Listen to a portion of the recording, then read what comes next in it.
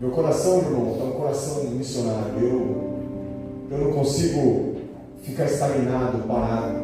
Eu tenho que fazer alguma coisa. Eu sinto a necessidade de fazer alguma coisa. Eu me incomodo quando eu não estou fazendo nada para Deus. Isso não é como se fosse algo que me importuna, não, pelo contrário, é algo que me desperta. Eu falo, eu preciso fazer mais para Deus. Essa semana eu estava orando e pensando, eu estou com 50 anos de idade, e eu tenho mais 15 anos de vigor aí, eu no meu pensamento, falo, eu não sei quais projetos de Deus, eu tenho mais uns 15 anos de vigor, e eu quero dar ao Senhor o melhor de mim, eu quero fazer o que eu tenho que fazer, eu quero mergulhar, eu quero arrancar almas do inferno, eu quero despovar o inferno, eu quero povoar o céu. Aleluia! Eu não quero ser mais um meio da multidão, eu não quero ser pastor mais no meio de tantos, eu não quero passar a vida em branco. Eu vi, quando a gente vê Paulo falando na sua defesa, ele vem falando algo interessante sobre Abraão, sobre Sara, coisa que não tinha nada que ver. De repente ele para no meio do que ele estava falando da sua defesa, e ele fala assim: e Davi? Não tinha nada que ver Davi ali, mas ele para e fala: e Davi serviu a Deus dentro dos propósitos dele, a sua geração. Davi, tem algumas traduções que falam assim: Davi no seu tempo, dentro do propósito de Deus, serviu a sua geração e morreu. É uma placa de lápide, não é? Não é uma placa de lápide. Aqui está um homem que no seu tempo serviu os propósitos de Deus à sua geração. O que vai estar escrito na sua lápide? Um homem mais, uma mulher mais. Vamos um pouquinho mais profundo. O que está escrito lá no céu em relação a mim e a você? Aleluia. Porque o problema não é a lápide, o problema é o que está escrito lá de você. E eu penso, meu Deus do céu, todo dia, irmão, eu me preocupo, falo, eu tenho que ganhar uma alma mais. Sinto que eu não ganho. Quando eu vejo a igreja sem vir almas, eu fico assim: meu Deus, o que está acontecendo com essa igreja? A igreja se supõe que é uma grande rede. E rede que é lançada no mar, ainda que venha cará, ainda que venha peixe-boi, ainda que venha peixe-espinho, tem que vir alguma coisa na rede. A rede nunca vem vazia. Você já parou para pensar? Nós somos uma grande rede, pergunta: o que nós estamos fazendo? O inimigo começa a nos distrair com coisinhas, com picuinhas, com bobeirinhas, e a gente perde o foco da missão. O que o céu fala de nós? O que Jesus olha para nós e fala assim: olha, eu posso confiar coisas grandes na mão desses daí, porque eles vão dar conta? Aí tem pessoas que amam a mim, tem pessoas que, se eu confiar algo, eles vão fazer. E todos os dias tem essa cobrança dentro de mim: eu preciso fazer alguma coisa a mais, eu preciso doar um pouco mais. Irmãos, as nossas ofertas que a gente recebia, aí foi o missionário Carlos que passou, entrou agora o missionário Carlos e a missionária Gisele, que é a irmã da minha esposa. Esse jovem, ele foi ganhado dentro da academia que a esposa fazia junto com a minha cunhada, por um propósito, não foi por somente fazer. Por isso que eu digo: aonde quer que você vá, você tem que ir por um propósito. Vai na academia, vai com um propósito. Lá tem muitas almas que precisam de você. Vai trabalhar em um ambiente, lá tem muitas almas, vai com um propósito lá. Não é só ganhar dinheiro, não é só trabalhar com nem louco, você tem que ir com um propósito. Aí minha cunhada estava um pouco desanimada, era solteira na época. Aí minha esposa falou: sabe uma coisa? Você está muito parada, vamos fazer academia. Aí pegou ela, levou na academia, chegou lá e encontrou o Carlos, um rapaz forte, boxeador, muito simpático, né? Muito simpático, e atendeu elas muito bem, ensinou lá. O professor não estava, ele foi lá, ensinou, mostrou a academia. Aí minha cunhada falou: opa, diferente esse peruano, né? Mas ficou por isso. Aí passou um tempo na academia de novo, e ele não é que ele era atencioso só com elas, ele era atencioso com todo mundo, homens, mulheres, jovens. Ele era muito atencioso, muito carismático, muito dado. Aí a minha esposa convidou ele para a igreja, ele foi, os jovens. Por isso que eu sempre digo: irmão, chega a gente na igreja, atenção. Eu vejo um peixe que pula dentro da nossa rede e a gente joga para fora. São mais educados. Aqui não tem, falando de outras igrejas. Os crentes são educados que cada uma pula para dentro e joga para fora. Não, aqui é o nosso grupo, você não entra aqui. Você é muito pecador. Aí os jovens, no culto lá, pensaram nele, trouxeram o aberto, fizeram lá, chamaram ele para cantar, ele começou a cantar. Aí passou um tempo, ajudando ele se batizou, eu batizei ele. Passou outro tempo, eu discipulei ele. Aí consagrei ele ao obreiro. Aí foi passando os anos, ele foi crescendo. Pensa no obreiro fiel, estava ali do meu lado, nas vigílias comigo, nos montes comigo, nas orações comigo, na igreja. Ele trabalhava à noite, irmão. Ele trabalhava de dia, ele também trabalhava à noite. E ele saía à noite do serviço, trabalhava das 9 até as 6 da manhã, e ele saía do serviço, ia em casa, tomava um banho, comia alguma coisa, e do jeito que ele estava, ele ia para a escola bíblica dominical.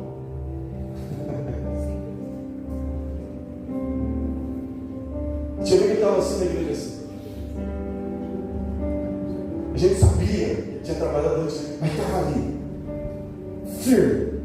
Eu falei, esse aí está comendo 1 quilo de sal comigo. Comi 1 quilo de sal comigo. Onde eu estava, ele estava junto. Agitando, olhando, pá. Consagrei o presbítero. Passou uns anos mais, tivemos a necessidade de voltar. Aí, e agora? Vai mandar outro missionário vir para lá?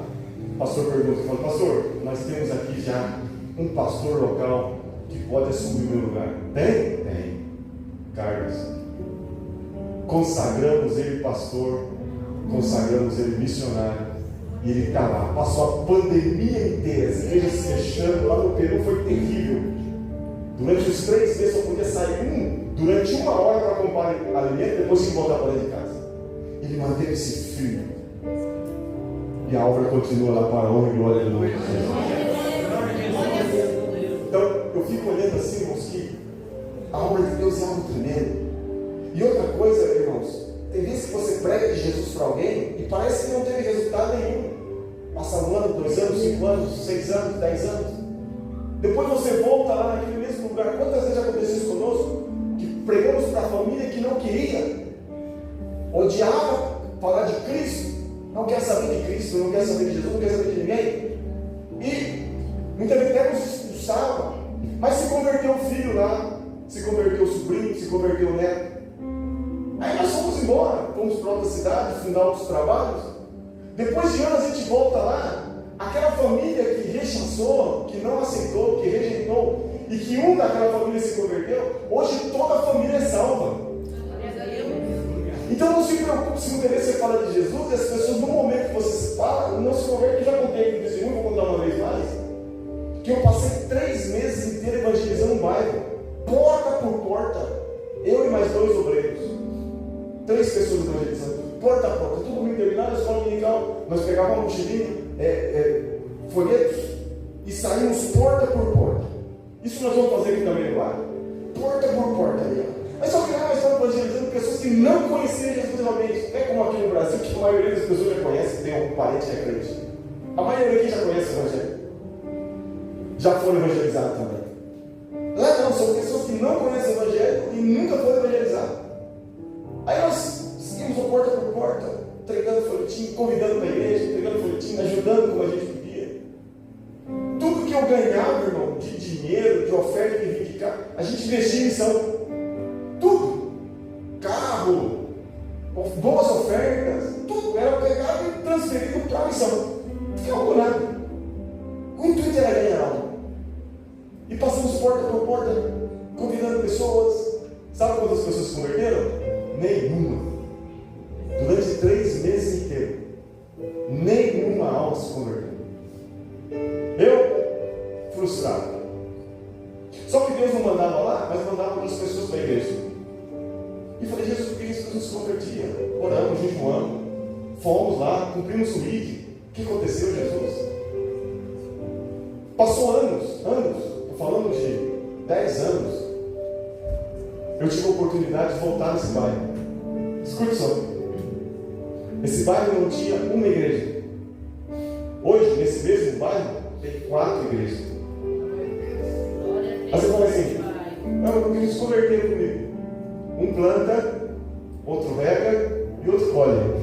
Glória a Deus. Talvez você está plantando, chorando, aquele que leva a preciosa semente do Senhor, chorando e gemendo, voltarão com seus molhos. Entende? Você muitas vezes não vê o resultado da oração, do jejum, da palavra que você deu para o parente, para o irmão, parece que até ele rejeitou naquele momento. Mas não pare de falar, porque você não sabe aonde você está lançando a sua semente, e você não sabe qual vai ser o resultado dessa semente daqui a alguns anos. Nós somos frutos de sementes que anos atrás alguém lançou no nosso coração. Por isso que quando eu vejo alguns pregadores, que chegam num congresso ou numa festa, ele faz um apelo, se converte 2, 3 pessoas ou 4 pessoas, ele fala assim, hoje eu preguei e almas se converteram a Cristo. Você não sabe quantas pessoas semearam naquela vida, orações, lágrimas. O mérito não é o pregador somente, ele foi no canal que lançou a rede e os peixes já estavam ali. É que nem selva, né? Os pescadores vão entender o que eu estou falando aqui. Selva é assim, antes de você ir pescar no lugar, você primeiro serve no lugar. Você vai ali uns 3 dias, 4 dias antes, jogando alimento, coloca algumas pedras dentro de uma bolsa de saco de cebola, solta no fundo da água ali, com carne, com coisas que o peixe gosta, e vai cevando ali. E os peixes se acostumam a comer ali. Aí depois de um tempo você vai lá com uma varinha e começa a pescar. Aí algumas pessoas vai na sua frente e falam, aqui tá bom de peixe, hein? Eu joguei a vara um atrás do outro. Mas ele não sabe quantos lá atrás cevaram aquele lugar. Então a igreja não é mérito de um, é mérito de todos. Então não canse de pregar a palavra, de falar de Jesus, de animar as pessoas, porque isso é algo maravilhoso em nome de Jesus. Abra teu livro comigo no livro de Mateus, no capítulo 9, no versículo 35, e eu vou ler até o 38. Eu vou tirar algumas lições aqui para nós, em nome de Jesus, rapidamente, não tem muito tempo. Quero ser rápido aqui. Coloque aí para mim. Tem algumas traduções, coloque na NVI para mim, por favor. NVI.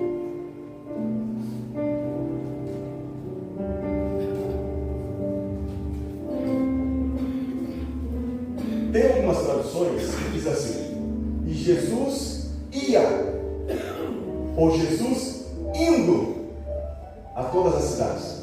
Aqui na NVI diz, Jesus percorreu. Na outra tradução diz, Jesus percorria. Sim? Eu vou ficar com a tradução que diz que Jesus indo. Sim? Jesus indo às cidades. Aqui diz que Jesus percorreu todas as cidades. Então, o que eu quero dizer para vocês aqui nesta noite?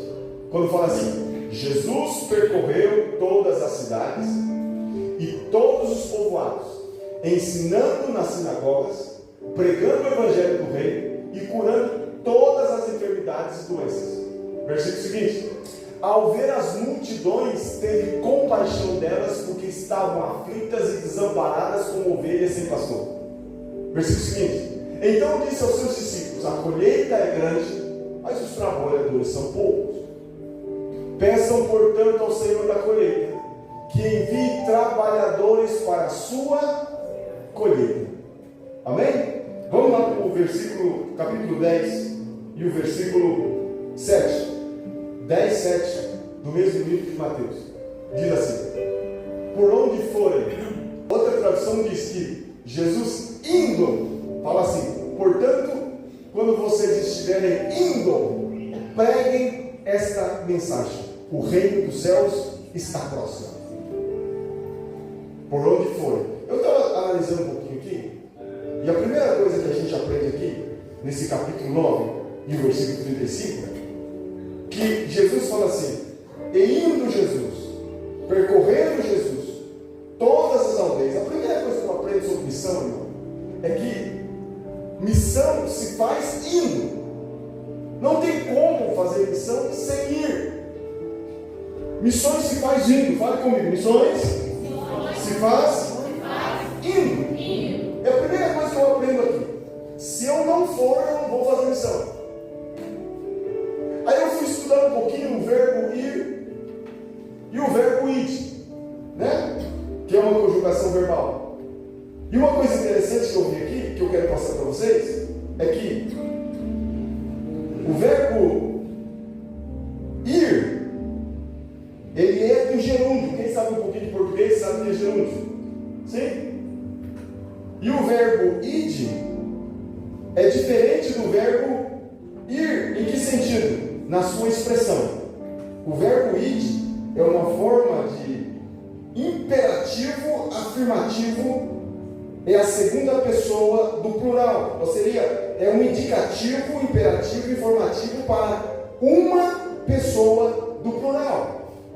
Uma missão específica. Então, quando a gente lê, portanto, ide por todo mundo, esse portanto, ide, na verdade, no original, não é ide, é indo. Eu quero que vocês entendam isso, porque isso é importante. Porque se a gente for para o gerúndio, dá uma ideia de que não é uma missão específica para um grupo de pessoas. Por exemplo, a gente falou sobre os missionários que estão aqui, aí você pensa, a missão, eles estão fazendo missão lá, porque eles são missionários. E muitos pensam que ser missionário é ir para um lugar específico no qual a igreja o enviou.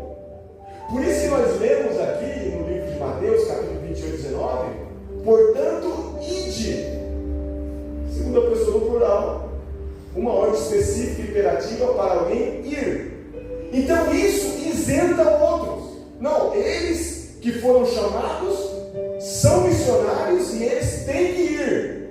E eu? Não, eu não sou missionário, então eu não tenho que ir. A missão é para eles, não para mim. Eu fico aqui orando, contribuindo, mas eu não tenho que fazer mais nada, porque missionário é aquele que passa as fronteiras. É aquele que vai para a Coreia do Norte, é aquele que vai para o Paquistão, é aquele que vai para a África, é aquele que vai para o Peru, porque ele é missionário. Sempre foi falado assim, e na verdade não é. O original não é ide, o original é indo. E qual é a diferença do ide para o indo? Porque o indo, ele está falando de uma forma que não é missão específica para um grupo separado dentro da igreja. O indo que Jesus está falando aqui é no sentido de que, enquanto você está fazendo as suas coisas, escute aqui para mim, por favor, preste atenção, você rapidinho. Enquanto você está no seu trabalho, enquanto você está no hospital, na fila da UPA, quando você estiver no ônibus, quando você estiver indo fazer as suas coisas, faça missões. Vocês estão me entendendo? Porque o id isenta um grupo, não é para um grupo específico. Mas como eu não sou missionário, então aí vem o original e nos desvenda, e diz assim, não é isso não. Porque muitos verbos no grego e no hebraico, o português não capta. Então, conforme a tradução do que está traduzindo, ele coloca do jeito que ele imagina. E não é do jeito que ele imagina. Então, o original não é indo, ide, como uma ordem imperativa. Pelo contrário, é o indo. Enquanto você está fazendo as suas coisas, faça missões. E o que é fazer missões? O que é ser um missionário? É aquele que compartilha a salvação com aqueles que estão perdidos. Aleluia. Isso é o que o Senhor está falando. Não precisa você deixar o seu trabalho para ir. Não precisa você deixar a sua universidade para ir. Não precisa você deixar a sua vida para ir. Pelo contrário, enquanto você estiver fazendo as coisas, as suas coisas, faça também as coisas de Jesus. Aleluia. Compartilhe de Cristo, porque você é um missionário também.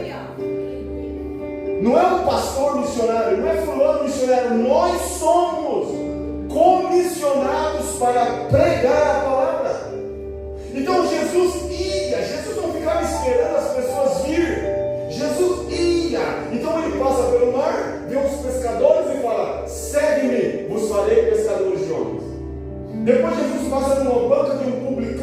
e chama ele, segue-me.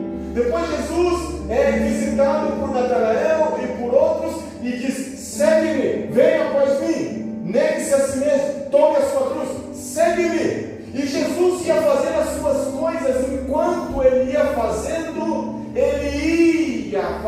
missões. Então, aonde quer que você esteja, você tem que ter noção de que você é um missionário. O missionário Mário, o missionário não sei quem. Não todos nós que estamos aqui temos uma missão. E qual que é essa missão, pastor? Porque o foco do capítulo 28 e o versículo 19 lá do livro de Mateus, que fala, portanto, ide por todo o mundo e fazer discípulos, o foco não é o id, porque por muitos anos na missão a gente colocava foco no id, não, tem que ir, e hoje nós estamos aprendendo que você não tem que ir, você indo, você fazendo as suas coisas, compartilhe de Jesus. Foi lido aqui pelo evangelista Eliel. Esses sinais seguirão os missionários. Esses sinais seguirão os que crerem, não os missionários. Portanto, todo aquele que crê já é um missionário. Se você creu em Jesus, você creu no grupo dos missionários. Aqui não tem ninguém que não seja missionário. Tem uns que têm uma missão específica, mas todos nós somos missionários. Indo, fale de Jesus. Indo, cure os enfermos. Indo, expulse demônios. Indo, vai. Enquanto você está fazendo as suas coisas, faça as coisas de Deus também, porque você está numa missão. Não precisa deixar o que você está fazendo. Fale de Jesus. Agora, o foco do capítulo 28, versículo 19, não é o id. O foco não é o id. O foco é o que vem depois. Indo, o id, indo, o foco, sabe qual é? Vocês indo, façam discípulos. O foco é transforme pessoas perdidas em pessoas parecidas comigo, diz o Senhor. Porque discípulo é o retrato do seu mestre. O foco não é simplesmente o ir e colocar o errado no lugar errado aqui. O foco é, enquanto vocês estão indo, façam discípulo. E o que é um discípulo? Um discípulo é uma pessoa parecida com o seu mestre. Paulo falou assim, o que você viu em mim, aprendeu em mim, passe para homens fiéis, que seja apto para ensinar a outros. Então, enquanto você está fazendo as suas coisas, faça discípulos. Enquanto você está trabalhando, faça discípulos. Enquanto você está comprando, faça discípulos. Enquanto você está vendendo, faça discípulos. Se todos nós tivéssemos essa noção e hoje queremos tirar essa tampa da nossa cabeça, eu estou orando pelo missionário fulano. Não, você é um missionário. Pastor, não estou aguentando aquele trabalho, o chefe me perturba. Faça do chefe que te perturba um discípulo. Não estou aguentando aquela universidade, aquele professor está fazendo a minha vida impossível. Parece que o negócio dele é ensinar matemática e infernizar a minha vida. Faça desse professor um discípulo. Já não estou aguentando mais a minha vizinhança, estou orando para Deus me tirar de lá. O Senhor te colocou lá, mude aquela vizinhança. Faça dos seus discípulos discípulos. Já não aguento mais, os meus amigos de trabalho me infernizam, me perturbam, me querem levar para o mundo. Faça deles discípulo. Não peça para o Senhor te tirar da onde você está. O Senhor te colocou lá com uma missão. O Senhor te colocou na fábrica com uma missão. O Senhor te colocou naquele comércio com uma missão. O Senhor te colocou lá como funcionário público com uma missão. O Senhor te colocou naquela universidade com uma missão. O Senhor te colocou lá naquele condomínio com uma missão. O Senhor te colocou lá naquele bairro com uma missão. O Senhor colocou você naquele colégio com uma missão. E qual é a missão? O Senhor acaba para nós dizendo assim: vós sois o sal da terra. Você é uma pitada de Deus lá onde você está. Faça a diferença. Faça a diferença onde quer que você esteja. Não se pode esconder uma cidade edificada sobre a rocha. Não tem como esconder esconder uma cidade edificada sobre um monte, não tem como esconder. Você é luz no meio das trevas. Você é um farol na ponta da praia. Você é alguém que Deus salvou com um propósito e com uma missão. Aonde quer que você esteja aqui nesta noite, o nome de Jesus venha sobre nossa vida, o sangue de Jesus nos cubra e nos faça entender que aonde quer que nós estejamos, somos luz. E disse o Senhor: se o sal perdeu o sabor, não serve para nada. Senhor, que nesta noite nós não venhamos perder o sabor. Quantas igrejas que já estão insossa, quantas igrejas que já não tem mais unção, quantas igrejas que já não tem mais a graça, quantos pastores que já perderam o poder, quantas palavras que são lançadas ao vento. A unção ainda continua fazendo a diferença, e nós como cristãos ainda continuamos sendo luz e sal na terra. Não se pode esconder uma cidade edificada sobre um monte. O Senhor está falando de você. Aonde quer que você esteja, você está sobre um monte, você está num lugar mais elevado. É por isso que os seus amigos te olham e falam: aí está um querendão, aí está um santarrão, aí está um que se sente melhor do que o outro. A família zomba de você, as pessoas se apontam. Sabe por quê? Porque não se pode esconder alguém que está edificado no monte. Todo mundo vai te ver. E nem se acende uma candeia ou uma lâmpada e coloca debaixo da mesa ou debaixo de um velador. A lâmpada foi feita para colocar no centro da casa. Se essas lâmpadas estivessem na parede, no chão, não clarearia bem. Por que é de cima para baixo? Para ver clareza. Então não se põe, não se acende. O Senhor não te salvou, não te acendeu, não te colocou como uma luz para que você esteja escondido. Tem pessoas que no seu trabalho as pessoas nem sabem que ele é crente. Aqui não tem, falando de outras igrejas. Tem pessoas que na universidade ele nunca falou de Jesus. Tem pessoas que ele fala como o mundo, ele anda como o mundo, ele come como o mundo, ele se veste como o mundo, ele tem os trejeitos do mundo, ele tem o pensamento do mundo, até concorda com o mundo. Mas ele está na igreja. Aleluia, glória, amém. Você é uma luz que se colocou debaixo do armário. Amém. E não se põe uma luz debaixo do armário. A luz, ela incomoda quando você está nas trevas. Faça essa experiência. Quando você está num lugar muito escuro e de repente acende a luz. Está de madrugada, quando o quarto só é bem escuro, está se dormindo, de repente acende a luz. Você não consegue ver bem, você fica meio atrapalhado. Porque a luz, no momento que ela chega, ela incomoda. Você está incomodando onde você está? As pessoas estão se incomodando com você pela sua fé, pela sua profissão de fé. Você tem incomodado as pessoas pelo Evangelho de Cristo Jesus. Você tem incomodado a tua família pelo Evangelho de Cristo Jesus. Você tem incomodado as pessoas que trabalham contigo pelo Evangelho de Cristo Jesus. Diz o Senhor: bem-aventurados são vocês quando forem perseguidos por causa do meu nome. Se vocês, diante dessa geração perversa e corrompida, se envergonhar de mim e das minhas palavras, eu vou me envergonhar diante do meu Pai, de vocês. Então, olha, não tenha vergonha. Paulo falou para um dos seus discípulos: olha, você não se envergonhou das minhas prisões, você não se envergonhou de mim, eu preso aqui, você nunca se envergonhou de mim. Falou Paulo nesse filho. Estamos envergonhados de levar a Bíblia.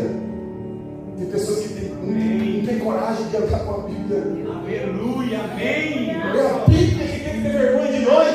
Amém. Glória a Jesus, aleluia. É a Bíblia que tem que sair correndo em perto de nós. Aleluia.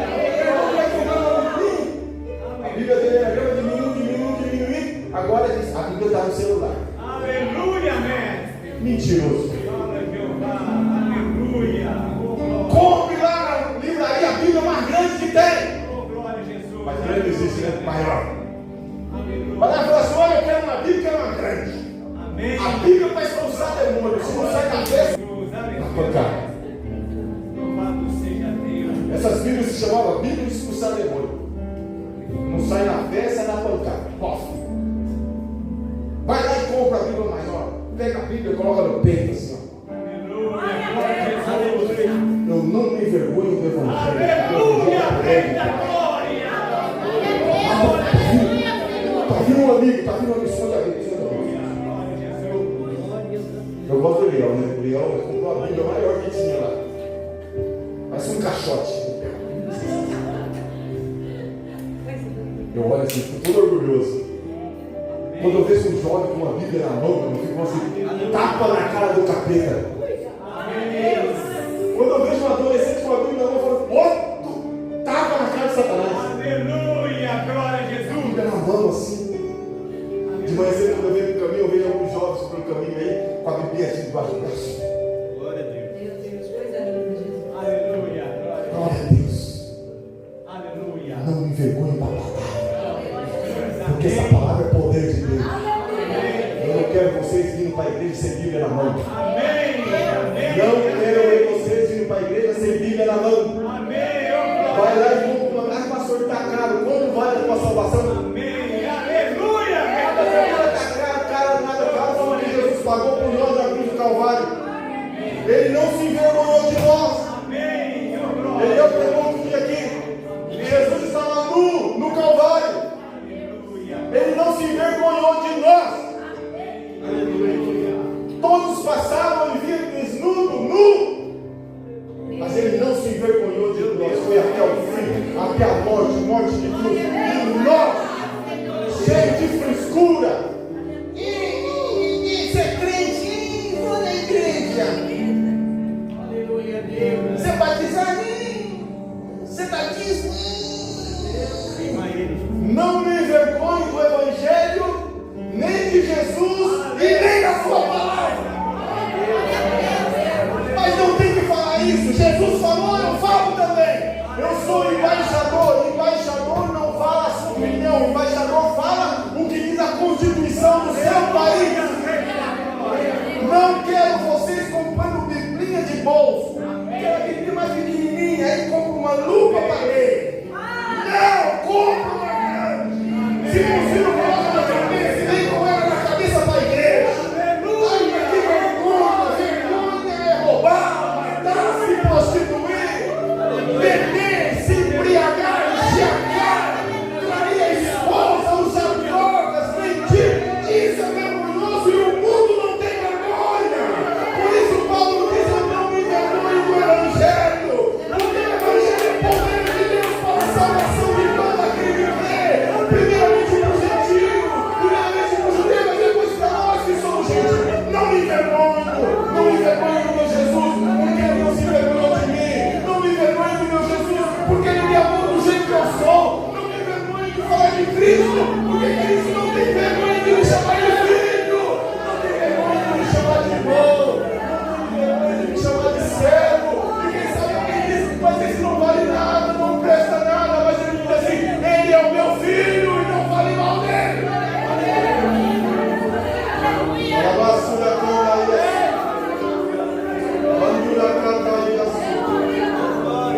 Não quero nenhum cristão aqui com vergonha, com mimimi. Sou crente lavado, remido pelo sangue do Cordeiro. Sou batizado nas águas, participo da Santa Ceia.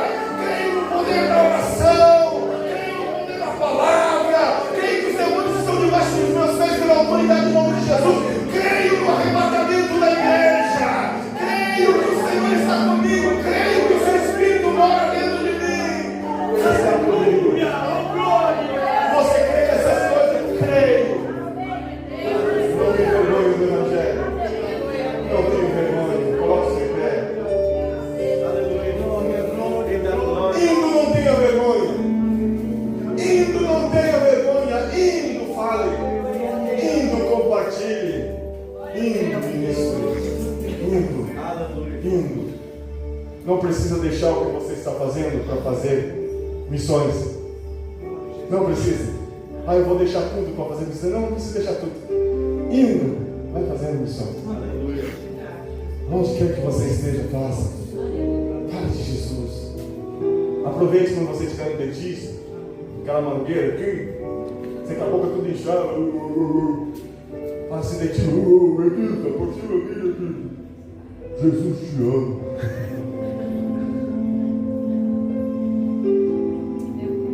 Aleluia. Vai no teu teu comércio, de vez em quando, ou no lugar onde você vai comprar, no teu lugar onde você está acostumado a comprar, no lugar onde você está acostumado a vender. Dá um dinheiro assim, dá um folhetinho para a pessoa também junto. Fala assim, Jesus te ama. Você não sabe o poder que tem se Jesus te ama quando você fala. No aniversário, ontem eu tive um aniversário tão bonito da Adriel. E é uma delícia esse aniversário de crente, né? Você canta, você dá risada, é muito bom essa comunhão fora da igreja também.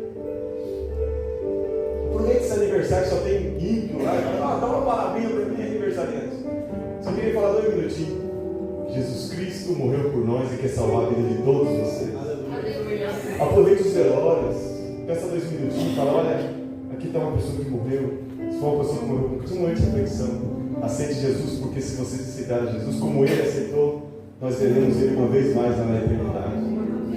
Fale de Jesus onde quer que você esteja.